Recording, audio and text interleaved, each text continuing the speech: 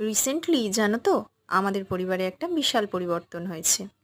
আর পরিবর্তনটা এই যে হঠাৎ করেই আমাদের মনে হয়েছে মাছ, মাংস, ডিম অর্থাৎ জীব হত্যা করে খাওয়া হয় যে সমস্ত প্রাণীগুলো, সেগুলো আমাদের খাবারের তালিকা থেকে আমরা বাদ করব। তো যাই হোক, তারই গল্প আজ তোমাদের সাথে করব। আমার হাজব্যান্ড গত 2-3 বছর হলো এগুলো খাওয়া প্রায় পুরোপুরি ছেড়ে দিয়েছেন। আর আমি আর সায়ন্তনী রিসেন্ট কয়েক মাস হলো আমরাও এগুলো আমাদের খাবার তালিকা থেকে বাদ দিয়ে দিয়েছি। তাই বলে কি ভালো মন্দ খাবো না? অনেকের ধারণা ভেজ খেলে নাকি সবসময় অসুস্থ হয়ে যাব। সত্যিই কি তাই? বলুন তো। তাহলে তো নন বেঙ্গলিরা সবসময় ভেজ খায়, কই তারা তো অসুস্থ হয়ে যায় না।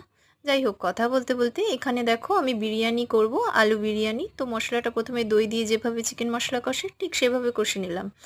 নিয়ে ভেজে রাখা আলুগুলো তাতে দিয়ে কষিয়ে নামিয়ে নিলাম। আর হাঁড়িতে আমি স্তরে স্তরে বিরিয়ানিটা সাজাতে স্টার্ট করে দিয়েছি।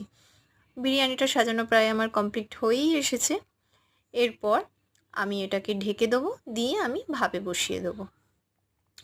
এই দেখো, হয়ে গেছে। এরপর আমি ঢাকনা দিয়ে এটা ভাপে বসিয়ে দেবো। আর অন্যদিকে আমি সোয়া রেডি করে রেখেছি ভেজ কাবাব বানাবো বলে।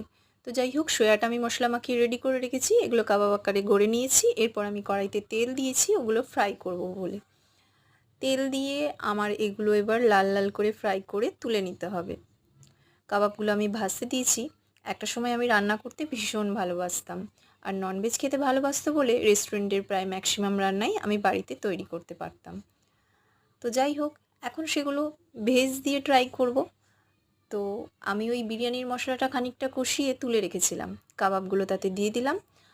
ড্রাই হলে নামিয়ে নেবো। এখানে আমার আলু বিরিয়ানি রেডি। দেখো কালারটা কি সুন্দর হয়েছে। এই যে ভেজ আলু বিরিয়ানি, স্যালাড, আর ওই যে কাবাব চাটনি রেস্টুরেন্ট স্টাইল, আর ওখানে কাবাব। তো কেমন লাগলো আজকের ভিডিওটা? টেস্টটা কিন্তু দারুণ হয়েছে আর গন্ধটাও অপূর্ব সুন্দর।